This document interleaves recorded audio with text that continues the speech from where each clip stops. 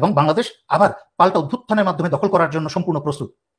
একটা শেষ উপায় আছে, সেটা বাংলাদেশের সকল বিপ্লবী ছাত্র ছাত্রী জনতা, আপনারা সবাই বঙ্গভবন ঘেরাও করে ফেলুন, এই চুপ্পুর বঙ্গভবন ঘেরাও করে ফেলুন, ঘেরাও করে 24 ঘন্টার আলটিমেটাম দেন যে চুপ্পু যদি 24 ঘন্টার মাঝখানে পদত্যাগ না করে তাহলে বঙ্গভবনের গেট ভেঙে আপনারা ভিতরে ঢুকে চুপ্পুকে ঘাড় ধরে কান ধরে আপনারা রাস্তায় নামিয়ে এসে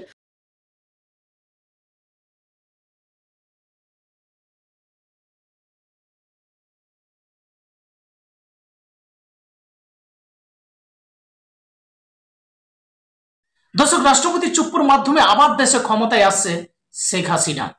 আর এবার ক্ষমতায় আসলে বৈষম্য বিরোধী ছাত্র আন্দোলনের সমন্বয়ক সহ বহু লোকের ফাঁসি হবে। দর্শক, এই নিয়ে বিস্তারিত আলোচনা করেছেন অবসরপ্রাপ্ত মেজর দেলোয়ার হোসেন। আসুন ওনার মুখ থেকে আমরা আলোচনাটি শুনি। বিসমিল্লাহির রহমানির রহিম। দেশপ্রেমিক বাংলাদেশি, দেশে বিদেশে যে যেখানে আছেন, আসসালামু আলাইকুম। ভারতের defence minister Rajnath Singh recently বলেছেন যে রাশিয়ার যুদ্ধের উদাহরণ দিয়ে, ইসরায়েলের যুদ্ধের উদাহরণ দিয়ে এবং বাংলাদেশের বর্তমান পরিস্থিতির উদাহরণ দিয়ে তার বাহিনী প্রধানদেরকে সতর্ক থাকতে বলেছেন এবং প্রস্তুত থাকতে বলেছেন। তিনি এটা কেন বলেছেন?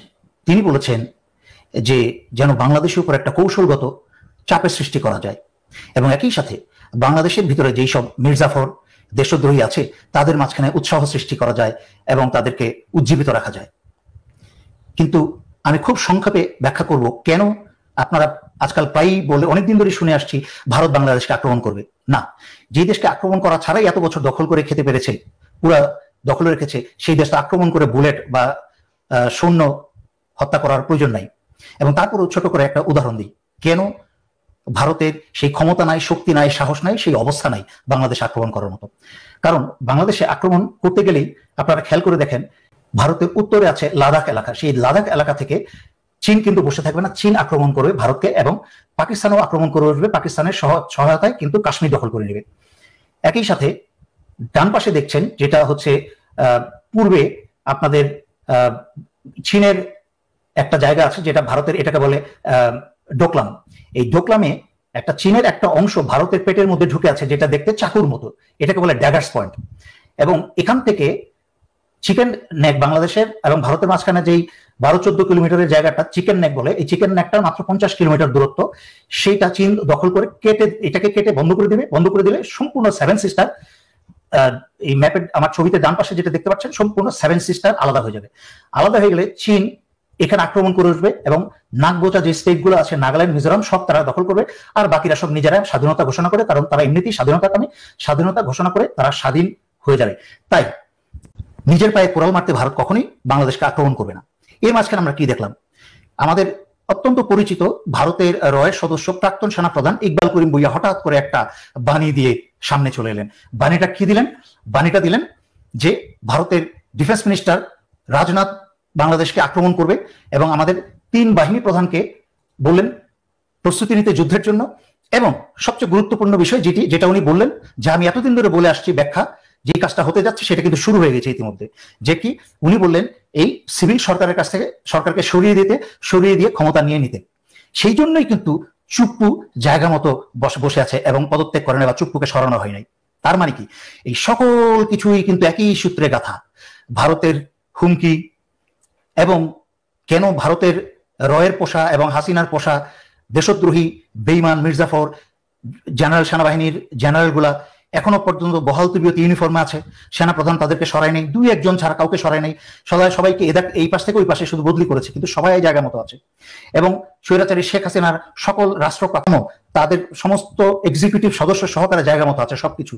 আমি গত লাইভে বলেছি, যত 1টা-2টা করে গ্রেফতার করছেন, সমস্ত কিছু নাটক চলছে জনগণকে সন্তুষ্ট রাখার জন্য, চুপচাপ বসিয়ে রাখার জন্য।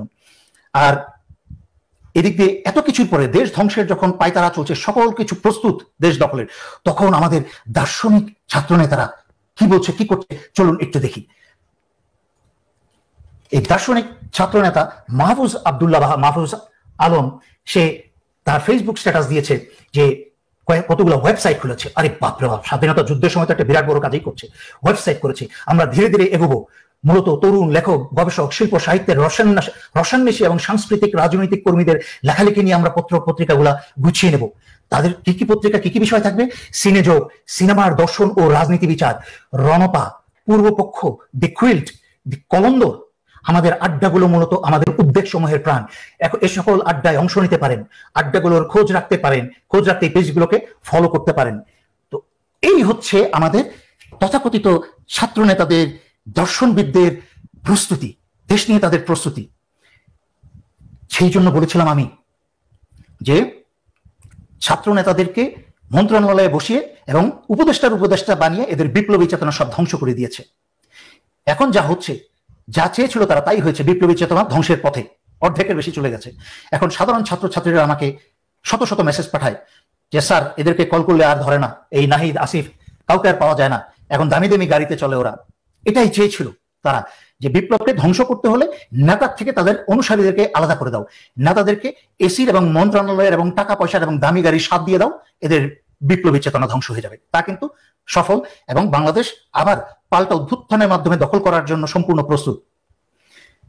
সেই জন্য আমি বলছি, ওহে দার্শনিক ছাত্র নেতা, যখন তোমাদের গলায় ফাঁসির রশি পড়িবে, তখন এই মেজর সাহেব জিজ্ঞেস করিবে তোমাদেরকে, তোমরা তো দর্শন, সমাজবিজ্ঞান, রাজনীতি, দর্শন নীতি সবকিছু তোমরা ভালো বুঝো, তোমরা কি সামরিক নীতি বা প্রতিরক্ষা বা নিরাপত্তা বুঝো?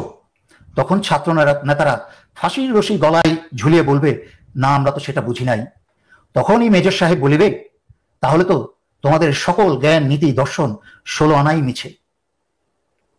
তাহলে হতাশ হবার কিছু নেই, একটা শেষ উপায় আছে। এই উপায়টা বলে দিচ্ছি, যদি আমার কথা শুনেন। সেটা বাংলাদেশের সকল বিপ্লবী ছাত্র, ছাত্রী, জনতা, আপনারা সবাই বঙ্গভবন ঘেরাও করে ফেলুন, এই চুপ্পুর বঙ্গভবন ঘেরাও করে ফেলুন। ঘেরাও করে 24 ঘন্টার আলটিমেটাম দেন যে চুপ্পু যদি 24 ঘন্টার মাঝখানে পদত্যাগ না করে, টেলিভিশনের সামনে এসে পদত্যাগ ঘোষণা করে এবং সাইন করে পদত্যাগ না করে, তাহলে বঙ্গভবনের গেট ভেঙে আপনারা ভিতরে ঢুকে চুপ্পুকে ঘাড় ধরে, কান ধরে আপনারা রাস্তায় নিয়ে এসে যা করার করবেন। এই হচ্ছে দেশ উদ্ধারের একমাত্র এবং সর্বশেষ উপায়। কারণ বিষাক্ত সাপের মাথাটা কেটে দিলেই সাপের বাকি দেহ নিথর হয়ে যাবে এবং বিষহীন হয়ে যাবে। আমার কথা বুঝতে পারলে স্বাধীনতা রক্ষা করতে পারবেন, নয়তো ছাত্র নেতা সহকারে বহু লোকের ফাঁসি হবে। বহুবার ওয়ার্নিং দিয়েছি। আমি আল্লাহর আশীর্বাদ হিসেবে আপনাদেরকে এই কথাগুলো বলে যাচ্ছি, যদি আপনারা কথাগুলো বুঝেন এবং শুনেন। ধন্যবাদ। আজকে এই বলে শেষ করছি। আসসালামু আলাইকুম।